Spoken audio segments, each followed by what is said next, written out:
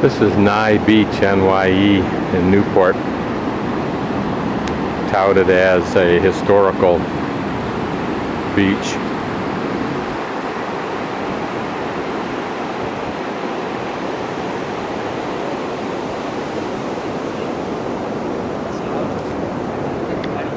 I'm not sure where that idea comes from, except for maybe this old cement work here.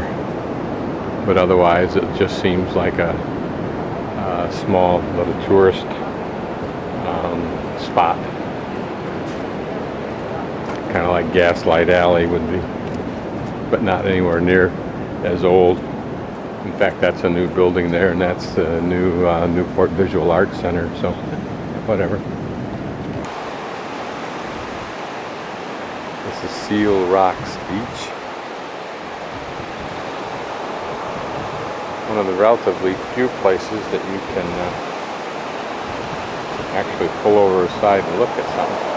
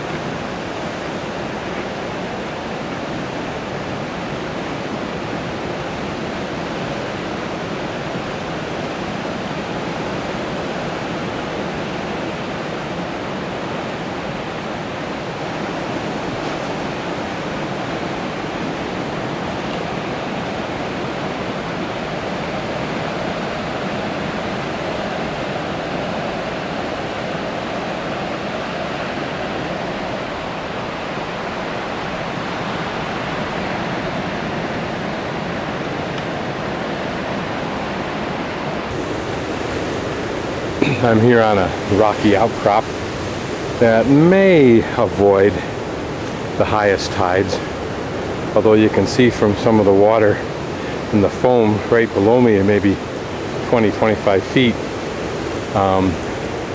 this low tide will come up quite a little bit. I walked across that little channel. You can see my footsteps right where my shadow is. I'm waving my hand. And I'm sure that in a few hours that will be filled in, because it looks like that dark rock indicates some pretty heavy water.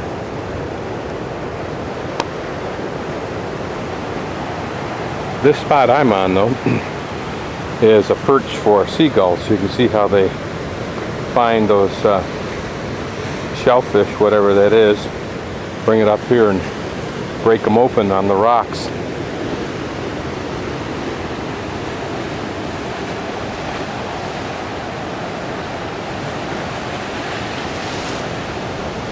Is interesting. I don't know what it is. Whether it's a seagull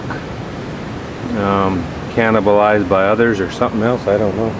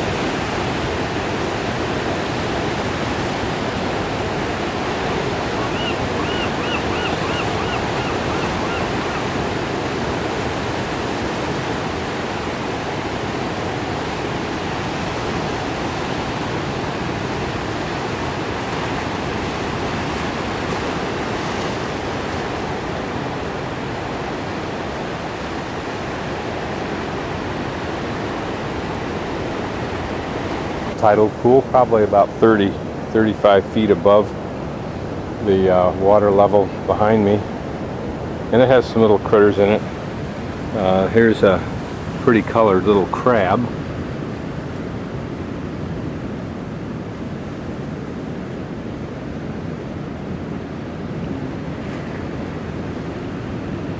And there was another little crab over here who bolted when he saw me, and he was a grayish color and just kind of blended in with the rocks.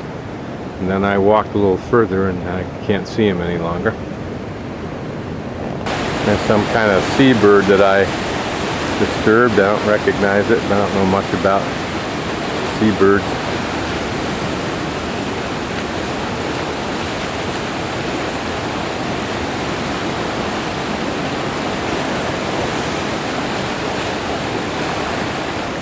Seagulls totally unimpressed with my presence. I guess those are mussels that cover all of that rock there.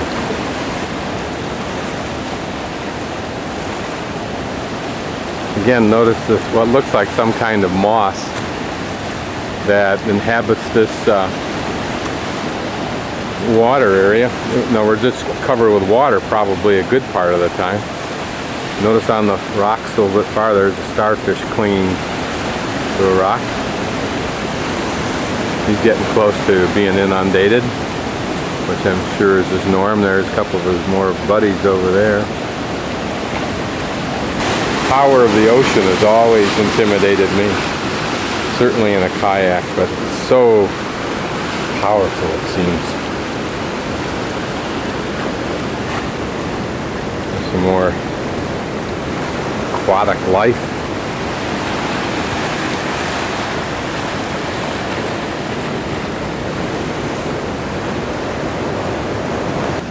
An interesting configuration that starfish is taken.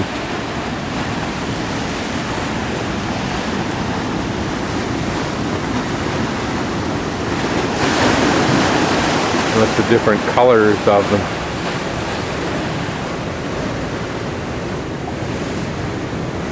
Here's some other cute little guys. I haven't a clue what they are. My guess is there's something that filters little creatures out of the water when they flows through, or traps them inside of that rounded center area. It has that look about it. I wonder if this pumice looking rock is just another bit of the lava flow occurring throughout this part of Oregon.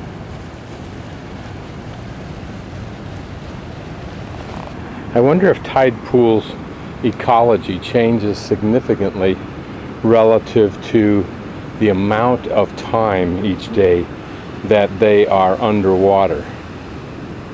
In other words, the point where the tide is farthest out, those tide pools just inside the beach, inside the water level, would have a relatively shorter period of time than those that are farthest away from the low tide position.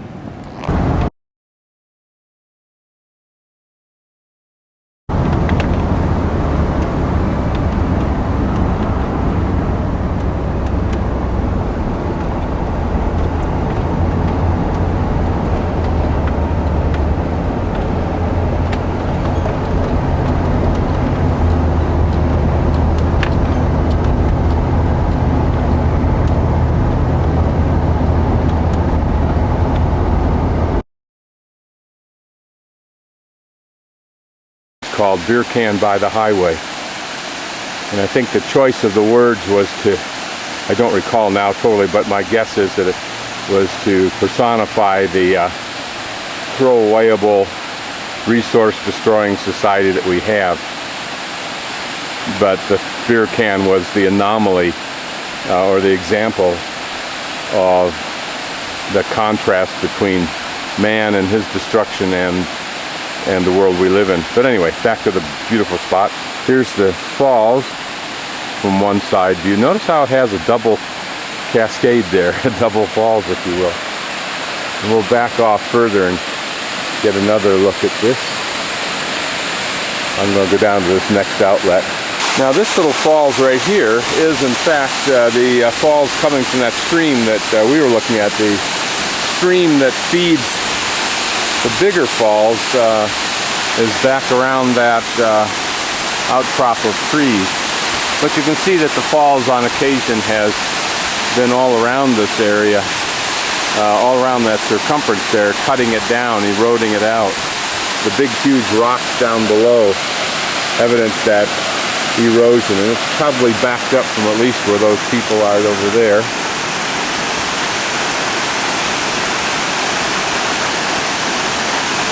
Cutting into this, I'm thinking it's a lava flow that looks like reddish lava rock, although it isn't that pumice look that we're expecting.